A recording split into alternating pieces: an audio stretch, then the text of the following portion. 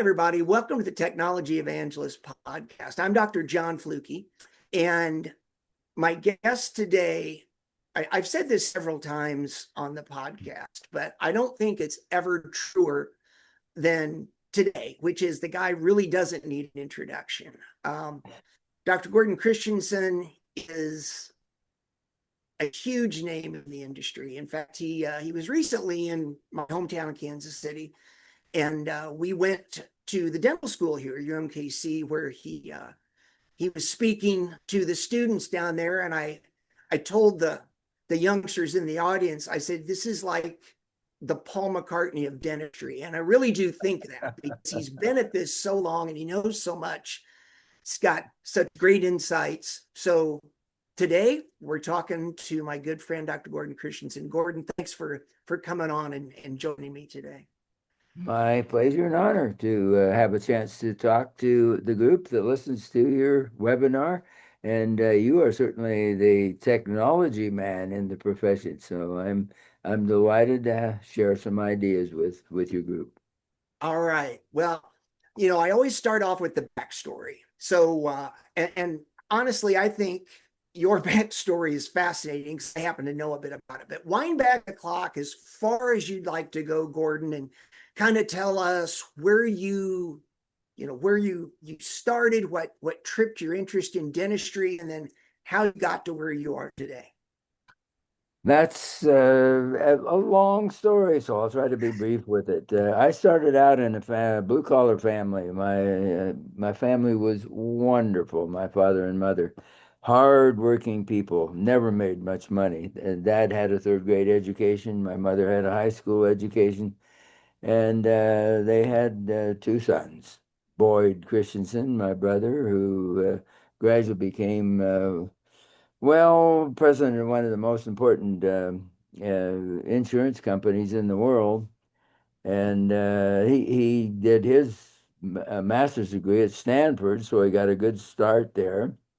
And this carried on and on and on. They got in the Second World War. He became Eisenhower's main assistant, so I learned a lot from him. But I was a kid then. He was 12 years older than I. So I grew up as the second child, and my parents were very heavily oriented toward education because they had very little, and they could see the lack that was in the lives of their two boys. So I went after dentistry. I was interested in it from junior high on, believe it or not. My ecclesiastical leader, I am an LDS person, and my bishop at that time, that's a person who supervises maybe 500 people. He was a very altruistic man, very interested in the lives of the people with whom he worked, and yet he was a very successful dentist and served a lot of people. He'd give you the shirt off his back if he had to. Anyway, I got into dentistry, Southern Cal. My brother, being president of an insurance company in Chicago, I had thought I would go to Marquette. However, he got a promotion to go to Los Angeles, and that ended me up at Southern Cal. And it was a good school. Lots of clinical. My goodness, far more clinical than we're seeing in most of the schools right now. I thought when I graduated, the Vietnam War hit me, and I was right in the middle of that. I got my diploma in one hand, and I got my commission in the Army in the other hand, and served in Fort Lewis, Washington, to get a lot of young people ready to go over to Vietnam. And it was a formidable task because I knew very little, and you know how you felt, all of you listening, when you got out of dental school. Some of you felt like you knew everything. You soon learned you knew almost nothing. You were just barely not dangerous, as I was. And I thought, I like all of dentistry. I don't want to be specialized down to this or that or the other thing. I'd like to do everything.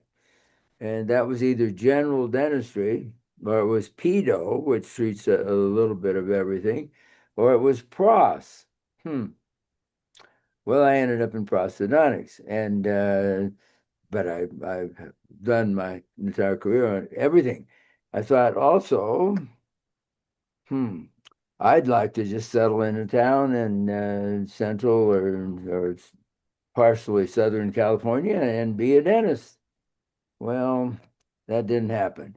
I got out of the military and took one of my graduate programs, and I was asked to help start a school in Kentucky. I thought, am I an educator? And I enjoyed it. Enjoyed it. That was the University of Kentucky. We were all very young. I was 28.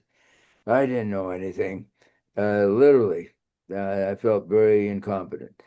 But we developed, I was then chairman of operative in that new school. When we changed into a vertical curriculum where when you learned something, you did it that day. It wasn't Wow. segregated into two-year segments where you forgot everything and had to relearn it. Schools are still trying to develop that same concept, which is mandatory in my experience. Well, subsequently, I went on and did a PhD in educational psychology. You have to learn to do something by actually doing it. Doing. In fact, I'm going to drag out a picture here, and you'll probably be able to see it. I keep it right close to me, and Oh yeah. you can probably read that. The The only only source of knowledge is to experience. Yeah, you have to have experience to learn something. You don't learn it from a book, you don't learn it from a video. You certainly don't learn it by talking to someone. You have to do it. If it's a physical thing, you're learning how to do golf, you got to hit a club. You're learning how to shoot basketball, you got to shoot basket after basket after basket before you can hit it. And that became very clear to me. So I stayed in Kentucky for a while, and then I got called to go to Colorado, and three of us started the University of Colorado Dental School. Well, I'm going to shorten this significantly. Subsequently, I was asked to create a major continuing education center, Scottsdale Center, as dean of that thing. Enjoyed that. So it's not been a career that I planned. I planned to sit and be a dentist in a small town and enjoy life. Well, I've enjoyed life immensely, but it's been extremely diverse. That's too long of an introduction.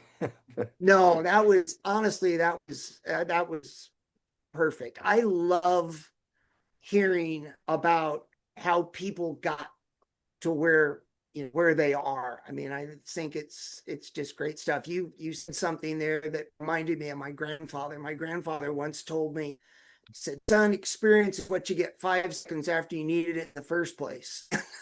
That kind That's of right. goes That's with the right. whole Einstein thing is, you've got to do and you've got to learn from your mistakes. You And I said think that's really important. it really is, and I have a, strong feeling that the big man basically has a plan for all of us, and Yes.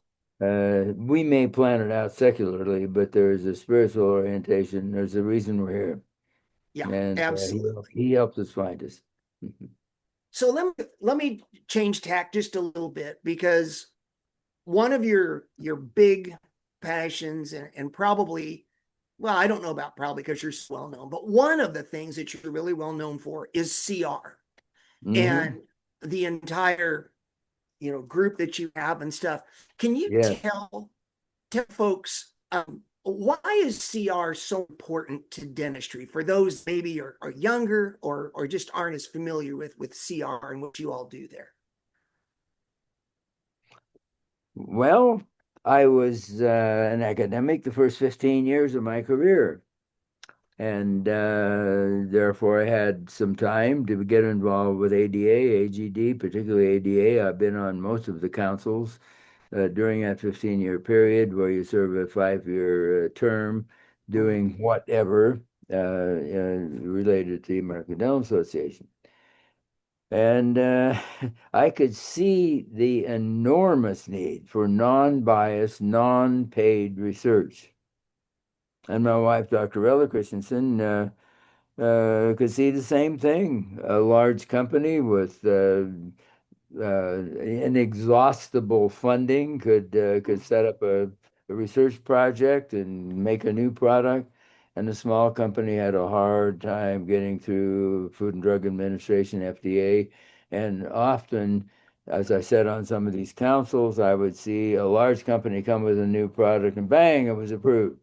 And then I could see a Mhm. small product come out. Like some of you older guys will remember DenMat that Bob Yes, Ibsen started and now dead. And he started many of the things in dentistry that didn't become mature for 20 years after.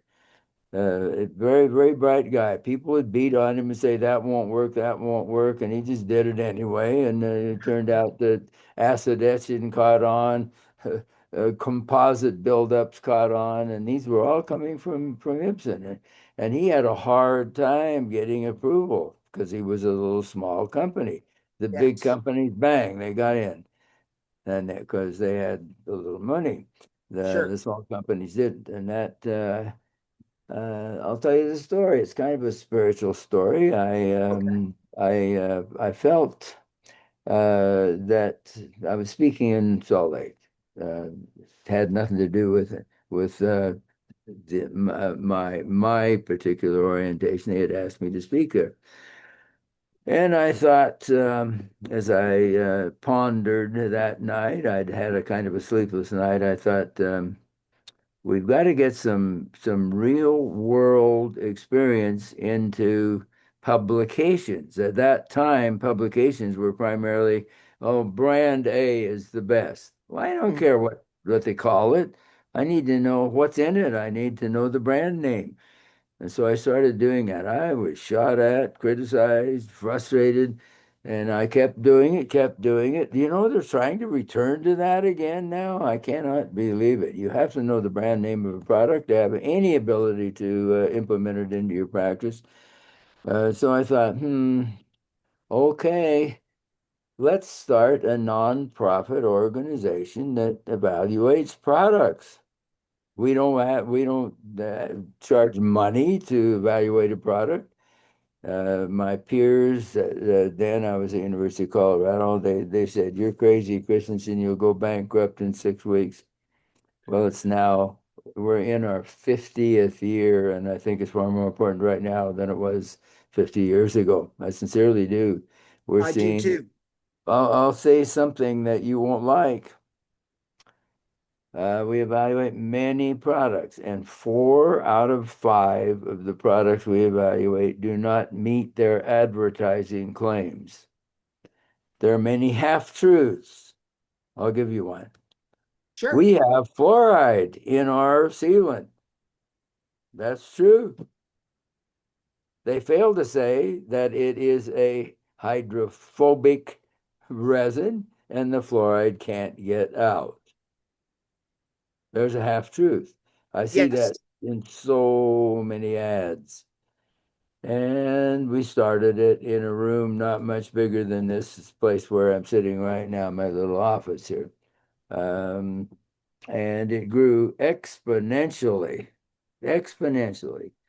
because dentists could see they're actually telling us a product to use. Uh, And they're telling us the and truth about the product too, yeah, which is, yeah, yeah, yeah. Well, nobody paid us to do it. If it was good, we would talk about it and publish it. If it was bad, we would talk to the manufacturer. Most of them changed. Well, that's how that started. So now, 50 years later.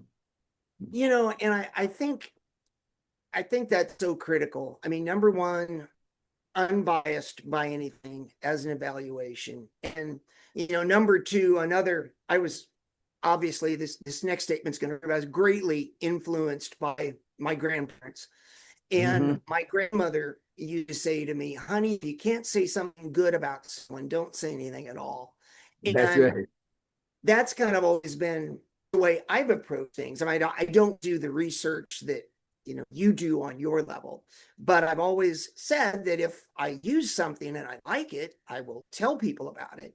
If I don't like it, I will tell the manufacturer about it so that they You can do a great job at fix it. that. You do. Well, thank you. I appreciate that. But I do think that's important. There's no reason to denigrate someone if they made a mistake, or if they Right. just, missed the mark on something.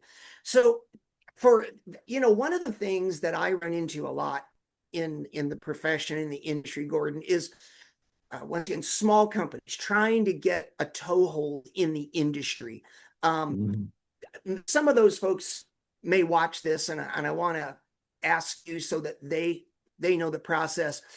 What is the process that a company needs to go through to get something to CR, to get you to, to get you and your team to evaluate? Because you've got an amazing group of people there. We have a team here in Utah that facilitates the in-house research. It varies up and down. It's somewhere between 40 and 50 full-time people. And that group basically does the in vitro research. In other words, laboratory bench and so forth. There is a part of that team that facilitates in vivo out in the field, which is extremely expensive. And you don't see that going on very often in schools because they're all waiting for a promotion and you have to have paper, paper, paper, paper, paper to get a promotion.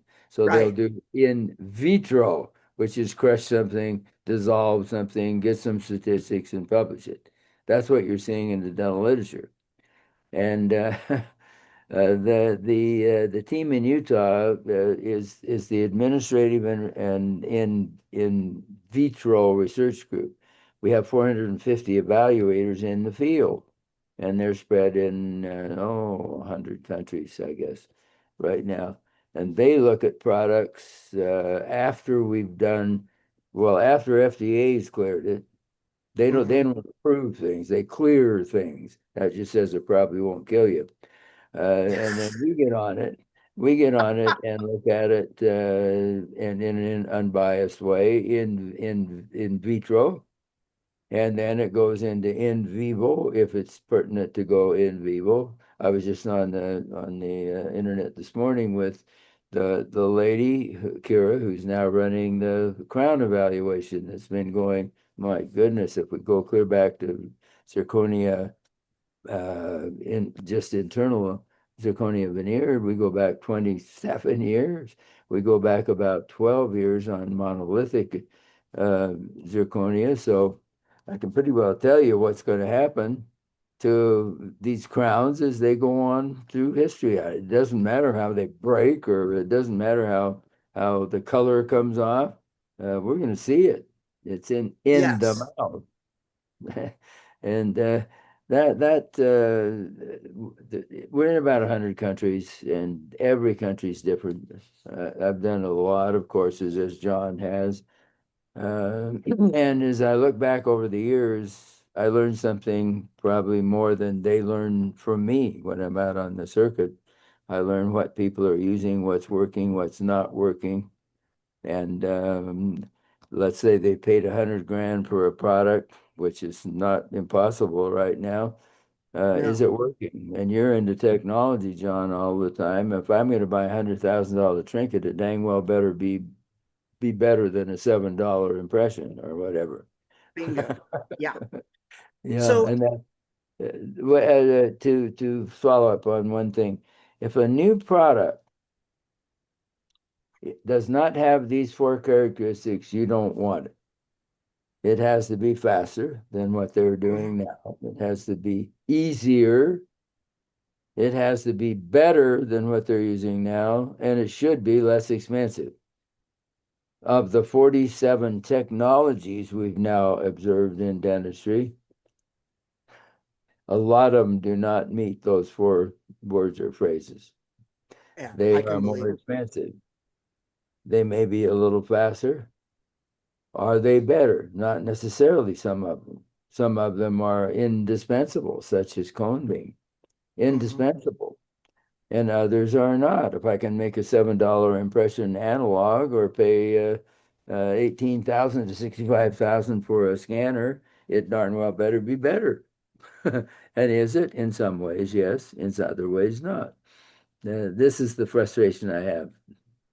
Yeah, I get that totally because, that's always been the reason that I've been a big fan of CR is that, because there's no money involved, because there's no tainting of things, and because you get it not only in the hands of your team in Utah, but you also get it into the hands of clinicians because you've got a whole team of folks that are, dentists that simply volunteer their time to work with this. You get this unbiased opinion, not only from, the folks in-house, but you have the evaluators out in the field that are actually telling you, multiple people telling you we've used this and this is, this has been our experience. And I think that gives CR this incredible amount of data to share with people, just through the price of a subscription to say, gosh, my peers have used this, the scientists have looked at it, and this is what's going on with this. And that is so much better than an N of one, one person buying something and trying it and then trying to figure out they may be using it differently than everybody else did, or they may be using it incorrectly.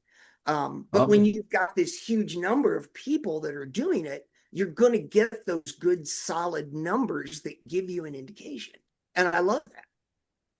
Almost all dentists have a room somewhere where they've stashed trinkets they bought that didn't work, or Yep. materials that are totally out of date because they were too hard to use or they weren't working well. Yeah, And that's what absolutely. motivated our organization. So, so tell me, Gordon, because I know, because I get a chance to talk with you a lot more probably than most people, but what does an average month in your life look like? I think this is kind of a fascinating thing to know because you're a busy guy. I'm sitting here right now, and we'll go back to it. And I don't know where that can be read. It can't. On the outline for a course that we have called over the years Faster, Easier, Higher Quality Dentistry. And it takes the four characteristics in mind. How long does it take to make a course up? I just made up our course for the Clinicians Report Foundation update and for another course which we call Bottom Line. In that in that series of slides, there will be at least 2,000 slides. There will be there will be uh, observation from AI. There will be observation from the literature. I have three sources. What does the literature say? And Mhm. that's pretty well confined down to what academics will read, but clinicians might not read. So Correct. what does the literature say? Then what does AI say? And where do they get their information? They get their information from the universe. In other words, everything, good and bad. Mhm. I'm an old statistics teacher. What do I end up with from AI? I end up with an average. John's not average. I'm not average.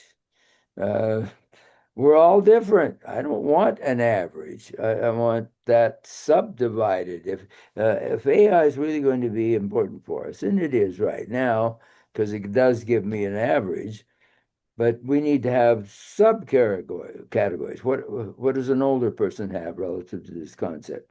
What does a younger person have? What does a diabetic have? Subcategories, sub programs on any topic. So we're seeing right now many changes, and you and I have to make decisions through HI, human intelligence, through the Right. literature, and through AI. You got about three sources right now, and you have to That do it to learn it. and that I think is critical, because what we're seeing now is the tip of an iceberg, or standing on the Hmm. edge of the ski slope. And Yes, it's hard to see the moguls from the yes, top of the slope. it And is. yeah, we're going to hit some rough spots, but I think as it grows, I really think it's going to be a nice tool. The thing that scares me about the whole AI thing for healthcare is, hopefully everybody realizes and learns that what you've got is a tool. And Mhm. I have always said things, it's kind of like a hammer.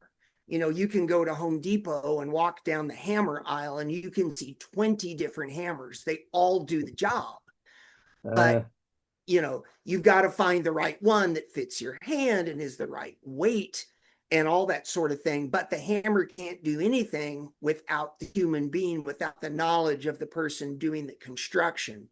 And that's the big thing. Is a good friend of mine, Marty Jablo, always says, don't check your brain at the door. And that's the thing that I think people really need to realize about a lot of these things. And AI is a principal thing about that. Is you can't, if you're a high school senior, you can't tell AI to write my research paper for me and then not have knowledge of the subject, that's because right.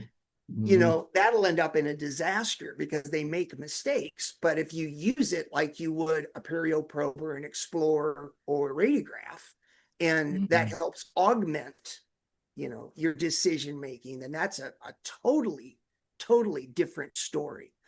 It So is. you've been at this a while, my friend. You could have retired eons ago if you'd have wanted Retirement. to. Retirement is for wimps. Unless they have some civic responsibility, church responsibility, some idea they want to develop, try to find the word retirement in any religion's scriptures. You will not find it.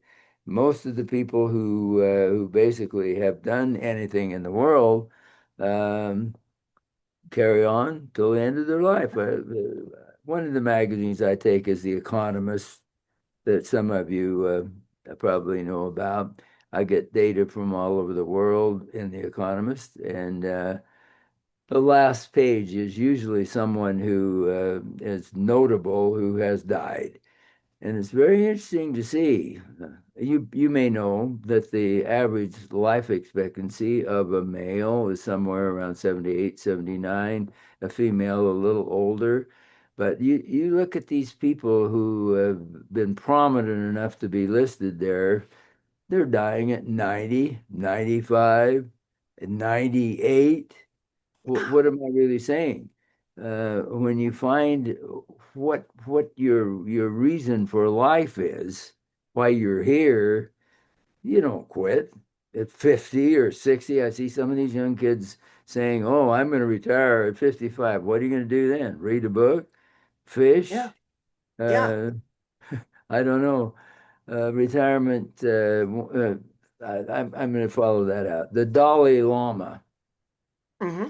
changes from time to time as somebody dies. The Dalai Lama puts vocations into three categories. One's a job. I got a job. Right. What do you got it for? Well, so I can eat, so I can have a house. Okay. And then there's a professional level. What's the professional level? We all know that as dentists. Well, there's certain things that we're supposed to abide by. There are not rules, but there are suggestions we're supposed to live by, and that's a level of a lot of dentistry. And then the Dalai Lama says there's a person with a passion. What's a passion? Monday morning becomes exciting because you want to do work again. Right. It's not the kind of thing, oh, it's Sunday, it's Monday morning again, Monday morning again. Uh, anyway, Yeah. Come on, Friday. we can't all have a passion, but at least we can have a portion of a passion, and that's what keeps us going, and that's what Yeah. makes the world change. Well, one time you and I were talking, and it was honestly, it was a bright spot in my life, this conversation, because I happened to mention that when I first started doing the other side of what I do, and with doing clinical and then starting to try to educate a little bit. And I told you that um, it dawned on me that if I'm seeing, I'll just make up a number, but if I'm seeing 40 patients a week, I help 40 people a week. But if I can help 10 other people that are helping 40 people a week, then I'm helping 400 people a week. And No it just question. goes up from there. And I remember you looked me right in the eye and you said, that's exactly why I do this. And Yeah. that passion of, never mind the job cat, or never mind the Dalai Lama category of a passion, but just that passion that you've got for this to make things better, to operate a nonprofit that you're not getting wealthy from, that you're doing it because it's the air quote right thing to do.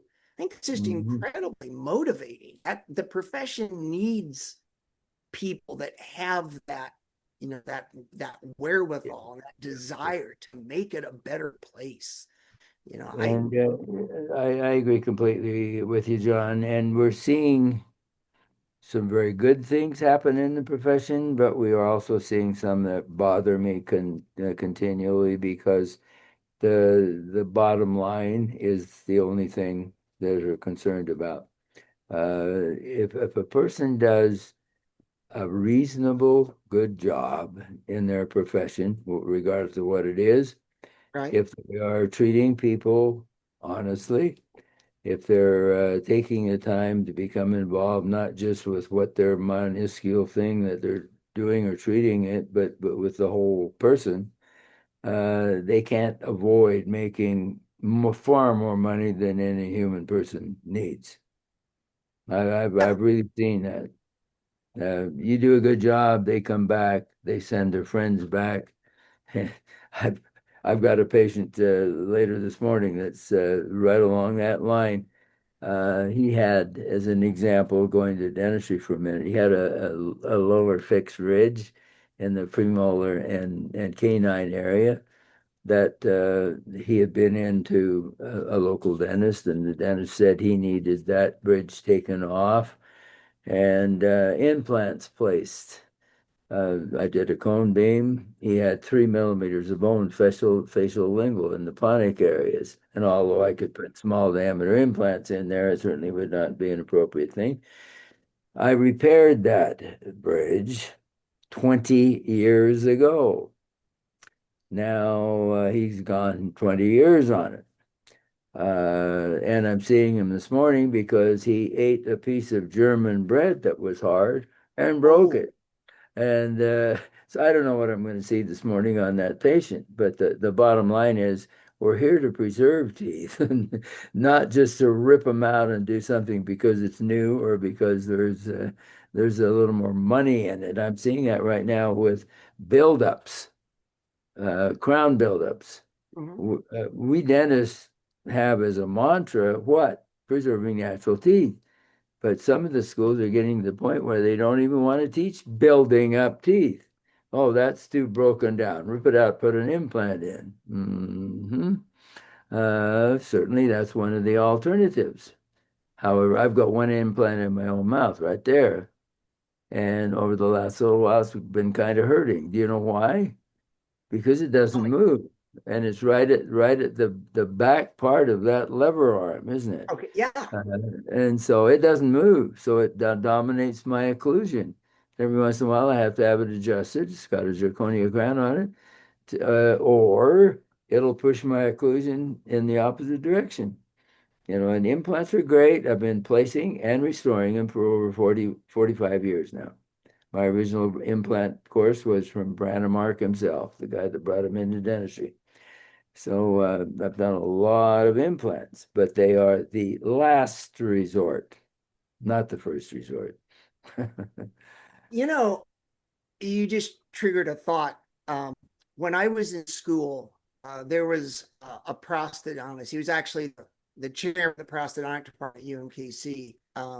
And and I mean, you may know him. I honestly don't even know if he's still with us. Dorsey Moore, does Oh that yeah, name? yeah, Okay. yeah. I remember. And one one lecture, he spent an hour showing us how he would do subperiosteal implants on folks. And I Mhm. remember that they showed this, I mean, I remember the mandible was totally flapped all the way Mhm. around, Yeah, and yeah. taken an impression of that with polysulfide rubber base. And I remember that in the All these photos, photos. you could actually see the mental nerve, exiting the foramen and going into the tissue.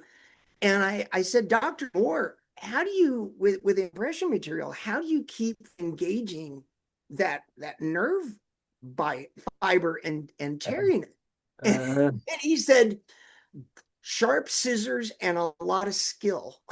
yeah, yeah, And yeah. Really, they were. how much things have changed since those days Yeah, was they have amazing to me. really changed.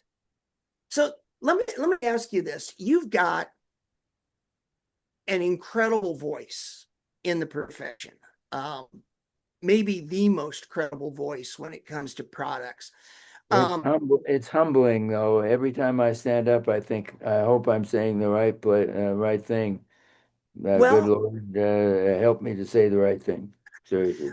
and that's what I was going to ask. Is that ever a burden for you to have to do that? Uh, yes and no. I feel directed. If we've done research on something, here's an example.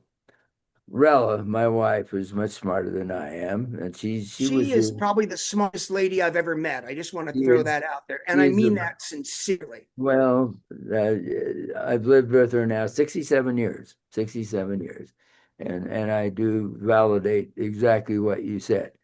Here's an example. This would be probably 40 years ago.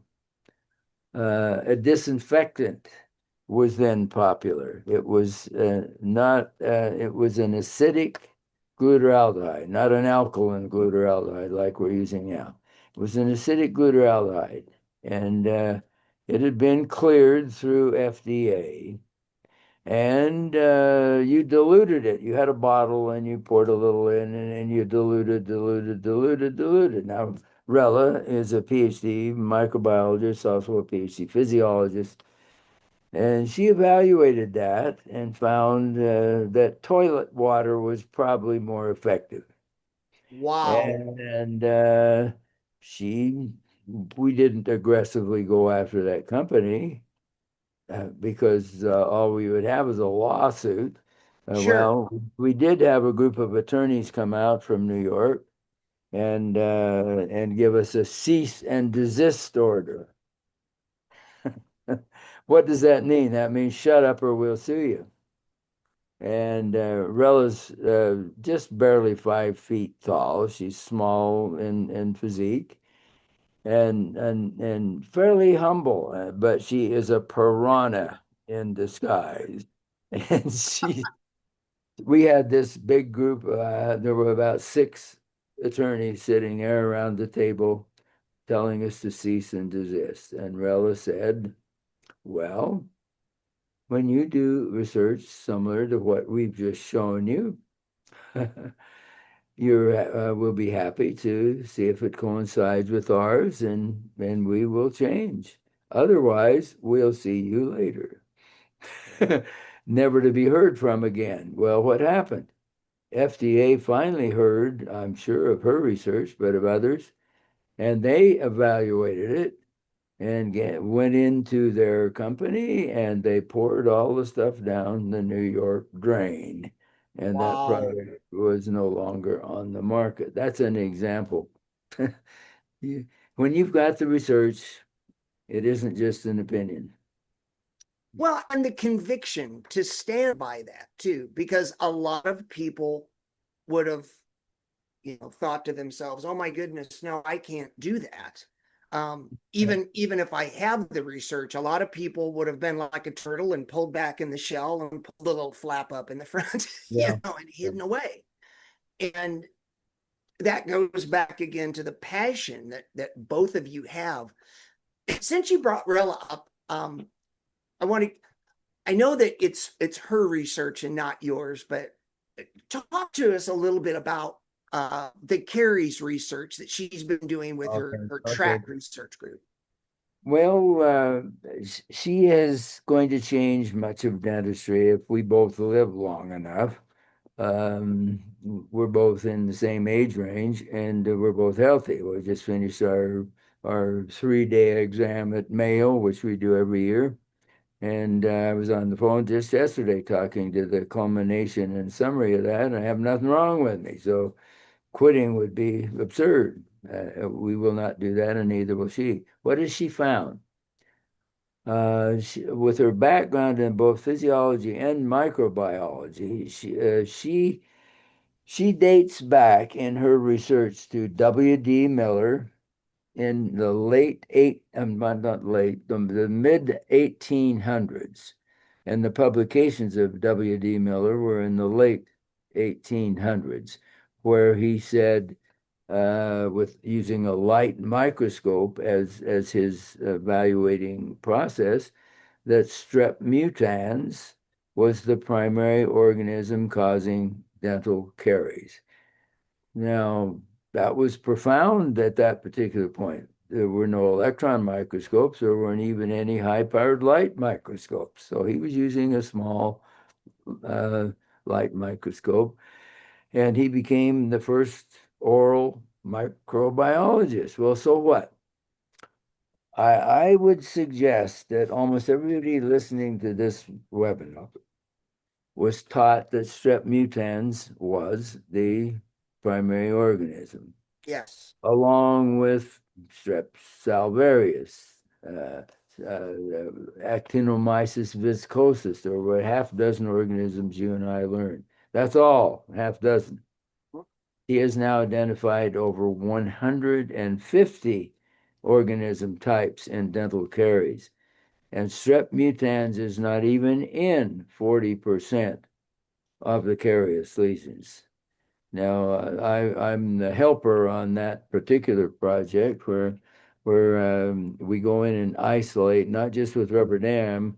We will put a rubber dam on, and then around the periphery, let's say it's one tooth we're dissecting in the mouth, we will put a plastic material that absolutely seals it off. There's no possibility for saliva or anything else to enter that other than air, and the room has a pillar around it. So we've even controlled that.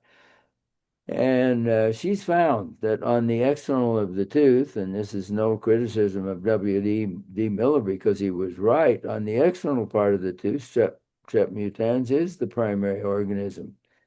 But on the advancing front, which she has identified, the further you go into the tooth, the more the organisms change. On the outside of the tooth will be billions of organisms. If you're halfway through the enamel, it's a whole different array of organisms. If you're into the dentin, it's different organisms. So what's going to happen? Well, she's published a paper in the Journal of Oral Microbiology, which is took her 2 years to get the research done, and I was the slave that did the restorations, and so I learned a lot as well. But she and the dean of the University of Utah Dental School, Roy Hume, a very intelligent and extremely influential person, also a cariologist, they want to develop, and I can't speak for Rory, but this is Rella's plan, and I'm sure he will agree. They want to develop a library that states, okay, a person of my age will have different organisms than a person John's age, or an adolescent, or whatever. A person living in Africa has got different organisms. Females have different organisms than males. This is going to change most of dentistry, and that we will be depending on the microbiology of what we're doing, the physiology, and not just bore a hole and stick a cork in it, which we've been doing since W.D. Miller. I'll repeat that again. You make a hole in the tooth, you stick something in it, and you think, oh, I've sealed that. No, you haven't. The electron microscopic work around the peripheral margins of a composite, it's like a Grand Canyon. You can't see it. The electron microscope sees it very, very adequately. It's literally like a Grand Canyon. The bugs can go through there side by side in huge quantities. That's a composite. Although they have sealants, oh, sealants are even worse because they have less filler in, so they shrink more. A typical Yeah. composite, restorative shrinks 2%. A sealant, well, some of the older ones were 7 or 8%. You think 2% is sealed? Nothing sealed. The only thing that really seals at all, what would you think it is? By the way, I teach by asking questions. It's hard on a webinar because I don't even know that you're there or if you're naked or whatever the heck's happening. But the I bottom swear I'm line, fully clothed. the bottom line is, um, when we do a restoration with glass ionomer cement, what is that? What is it? It's polyacrylic acid, a weak organic acid. It is aluminosilicate glass and a little tartaric acid to make that set. It's Mhm. all inorganic. The aluminosilicate glass. So when that's placed on tooth structure, it actually chelates. What does that word mean? That means it bonds literally chemically with the tooth. Of all the materials we have in dentistry, glass ionomer, pure glass ionomer is the only material that actually bonds to tooth chemically. And I'll pause and let you think about that because how many things are they calling sealants now? Not just sealants that you put in grooves, but everything. Oh, this is sealed. Yeah, sealed. The tooth is a wide open system with thousands of dentinal canals, 2 to 5 microns in diameter. And the bugs, well, red blood cells about 5 microns. A virus is less than 1 micron. The tooth is wide open all the time. They're not sealing anything. They're bonding to it with glass ionomer. So Rella's research, and it's been a laborious thing for her and therefore for me to see her go through this painful research and get the acceptance of the academics to get it into a journal that will be read by academics. Um, Lots of change is going to happen because of the orientation that paper and others will promote toward identifying this as a microbiologic disease. And it's going to happen because people continue to eat garbage, as I do, and they leave the Sure. garbage on their teeth, which I try to get off. But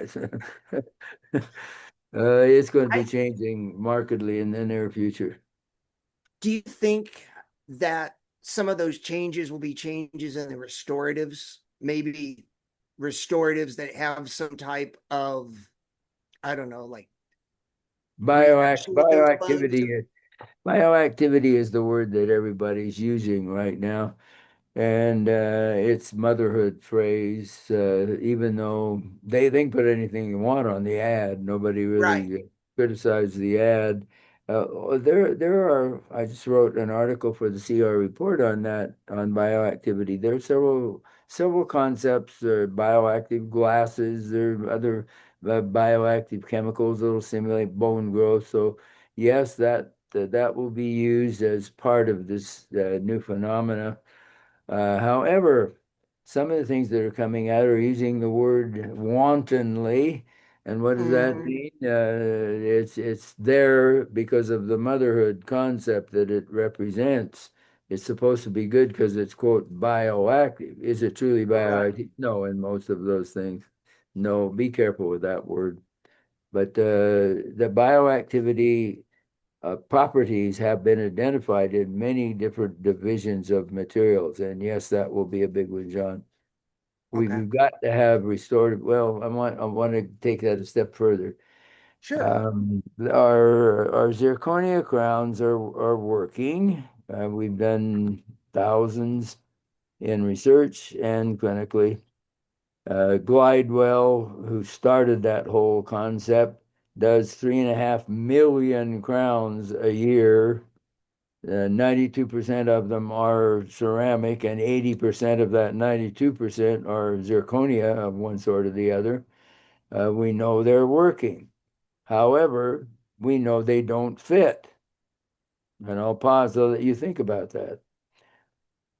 Two reasons they don't fit. First of all, the scanners, which are claimed to be super accurate, are not even close to a vinyl or a polyether material in their accuracy. So that's one downside. Now there's another downside. What is it? The milling machines that mill the zirconia are not Mhm. accurate. So now you've got the scanner inaccuracy, you've got the milling machine inaccuracy, and you have a wide open margin, far more than a cast gold or even a porcelain piece of metal. Well, so what? Am I condemning zirconia crowns? No. I'm saying we need a karyostatic cement tomorrow. Yes. We're already seeing, we're already seeing on the zirconia crowns that are monolithic stains going, you know how many of them fall off? Why are they falling off? Right. Because you put flexible cement under a brick. And we've got to have a solid, rigid cement that's karyostatic. Now we have it in glass ionomer, a glass ionomer true. What's it? What are a couple of brand names? Fuji One, Right. Keetac Sam. These are old Mhm. cements, but they we got off them because of what? Because they were causing sensitivity. But now the use of glutaraldehyde, 5% glutaraldehyde, 35% hydroxyethyl methacrylate, Gluma, Mhm. Glusense, G5, Microprime is the one we're personally using. Microprime, 2 1-minute applications on the surface of a tooth. We're keeping spit off there while this is applied and keeping spit off it until you get whatever you're going to put in the prep. That has not disinfected, that has sterilized dental canals to the pulp, to the pulp. 2 1-minute applications. We've published on that repeatedly. It's very available to you if you want to look further into it.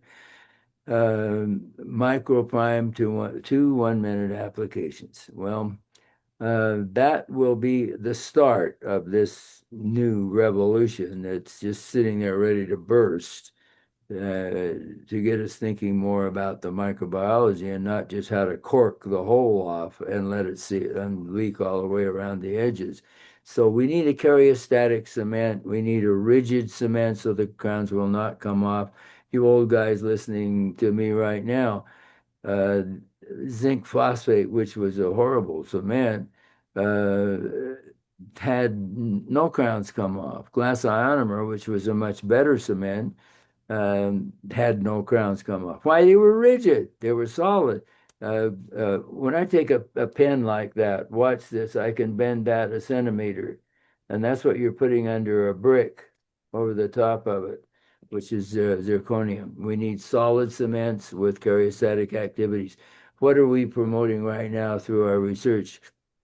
Resin modified glass ionomer. If you don't want to go all the way to true glass ionomer, it's having many fewer crowns come off than the resin cements that are being promoted by the manufacturers. The resin cements are way too flexible. They are strong, but you're when you test compressive strength, it's slow compression. When you hit a chicken bone, whomp, or you hit Yeah. a cherry seed, it's an impact, and the crown comes off. So I could list 20 things off the top of my head that we need tomorrow. We need those karyostatic materials literally tomorrow. Yeah. No, I completely agree with you. I also agree with you that glutaraldehyde is like manna from heaven as far, It is. as far as its uses and No how offense to well. Yeah. It's We amazing stuff. we tested numerous chemicals, John, as you undoubtedly know. Chlorhexidine is in a lot of them, and it disinfects well, but it is not desensitized. Oh, miscellaneous things that we've tested, probably a half dozen different chemicals that disinfect quite well. Silver salts do. Hmm. Silver diamine fluoride. But then, of course, if you like black teeth, if you add potassium to it, they're only gray teeth. There's certain things that disinfect well, but silver diamine fluoride will cut the sensitivity down somewhat because it coagulates the collagen. Glutaraldehyde is the only chemical we found, and I'm going to say it slowly, that disinfects and desensitizes. So try it. The Rella's been studying it 40 years now. We're not just giving you a neophyte concept that's off the Right. top of our head. It works. Crowns, fillings, whatever. So can you, if you don't want to, understand, are there any of the what I would consider like smaller companies that you're really excited about right now? We work with 3,000 companies. Ah, okay. Uh, I knew it was I, a bunch. and the large companies, I'm going to say something negative now. The large companies, I have an entire page of large companies that have gone to capital investment companies Yes. and been bought up, Yes. including some of the big companies, Mhm. like what? Dentsply, 3M, Mhm. even some of the large corporates that are within dentistry, such as Shine. And I have great respect for these companies. And they too are feeling a financial crush, as probably you are, and I am. When they go to capital investment, there's less money for research. There's less money for altruistic orientation. So we're seeing some negative changes financially that I would certainly like to see slowed down. Of course, Shareholder value, yeah, which is, the shareholders want income. Yeah, yes, and we're having a few challenges there in the profession right now, and some of the large altruistic big companies are very concerned about it. Some of the smaller companies are having difficulty, but there are a lot of small companies. You take any concept. Mm, let's take sensors. A hmm, typical radiographic sensor. The retail price is somewhere around $13,000 for that little piece yeah, that you could buy a used car for with 10,000 parts in it. So we got a sensor for let's say the average price is somewhere around $10,000. Now, a few of the companies have gone to China and purchased the right to sell Chinese um, sensors hmm, for a little less than $3,000. Now, our head researcher here, Tim Palmer, has tested some of those, and frankly, they're working as well as the $13,000 sensors. Now, here is a classic example where, yes, a small company. Uh, and I don't want to get company oriented because I'll upset some sure. of the larger companies, but there are ways to buy products that are premium. Uh, Here's an example. I will give you a company. There's a Israeli company, Mark III, that's housed in New York, and they sell almost all of their products at least 50% off premium price. If you're hurting for money, and many are in dentistry right now, there are more Especially bankruptcies young than ever. graduates. Yeah, yeah. They can't buy $100,000 gadget anymore without thinking heavily Yes. and getting some kind of a loan. Yeah, there are a lot of small companies, and you could pick any area of dentistry you wanted to, and I could give you companies that have premium products. And let's give the distributors a little benefit right now.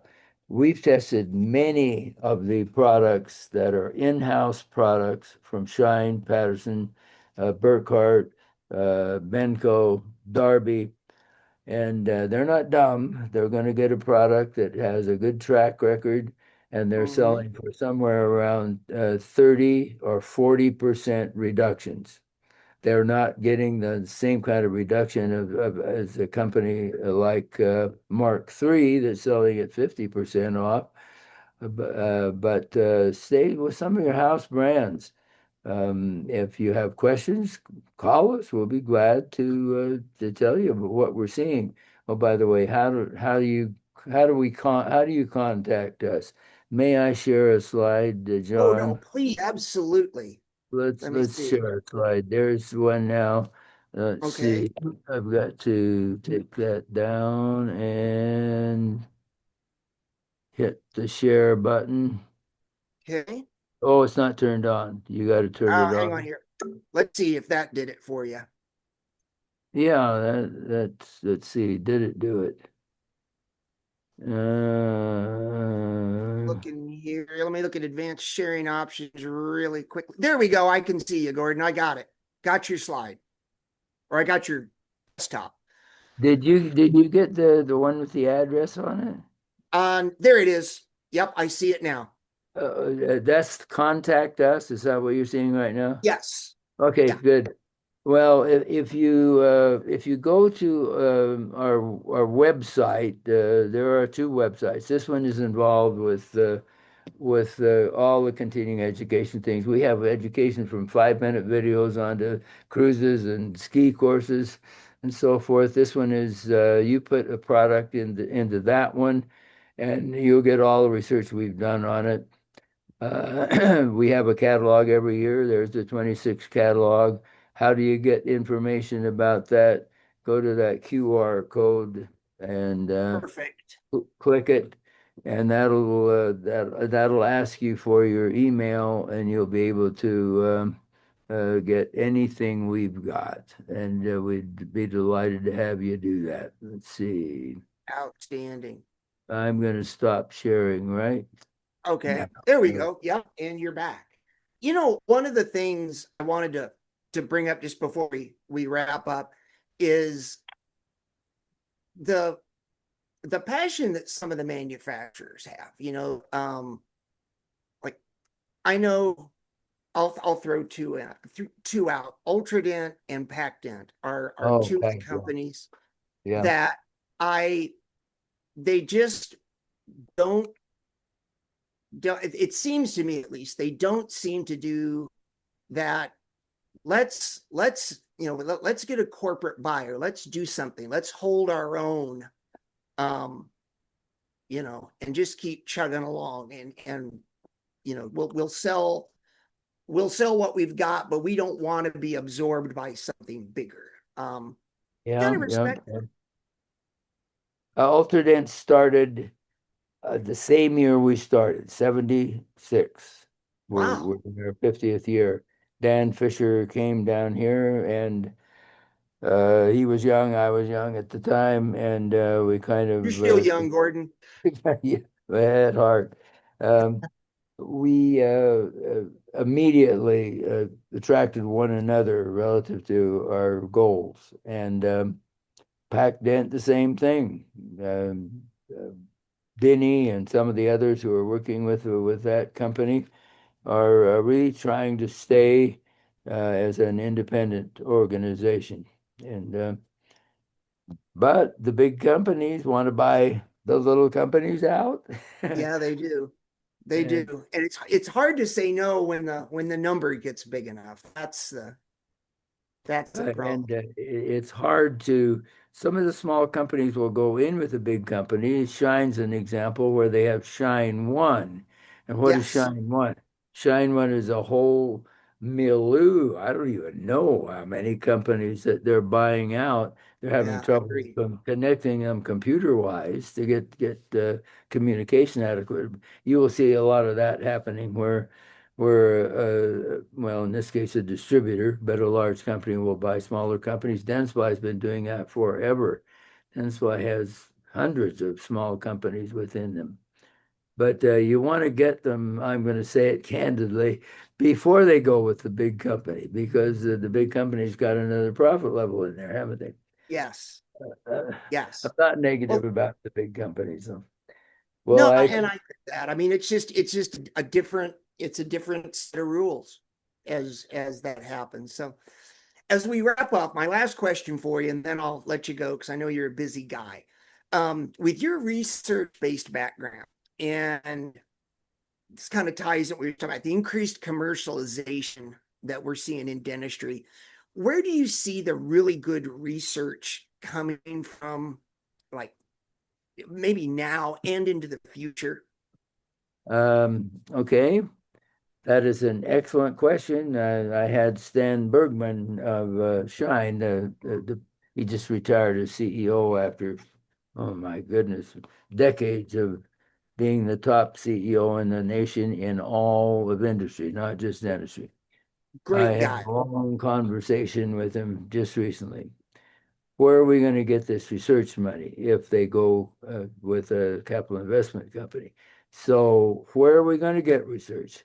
There are a few independent groups like ours, and you're going to get Mhm. research from them, but the majority of them are trying to make money out of it. We've never done that. We're the only one that Right. takes money from companies. Uh, here's an example. A general dentist has developed a method over, give or take, he tells me, 20 years to ablate third molar tooth buds. How do you do it? You make a guide, an implant placement guide. You go down with a tiny, tiny burr to the center of the tooth bud. When the kid, tooth bud, I've done a lot with tooth buds way back. I did a whole degree on it. So it's like a soft little blueberry. That's the closest Hmm. I can do it. And you go with your cone beam and find the center of that blueberry, and you penetrate with a tiny burr, a little over a millimeter, and you zap it with some ultrasonic energy, and that ablates that that tooth bud, and there will be no third molars develop. How do you like that? That's beautiful. I think it is. Yeah, Oral surgeons are a little nervous, but in the meantime, they'll charge to do that technique, and the kid will not go sure. through the trauma. So there are going to be some that's a general dentist. We've had many things come in our manufacturing meetings where I think this guy's a general dentist. How in the world did he have the time and the money to go through it? So general dentistry and groups like Practicon. Do you know that brand name? Are you I people listen? do.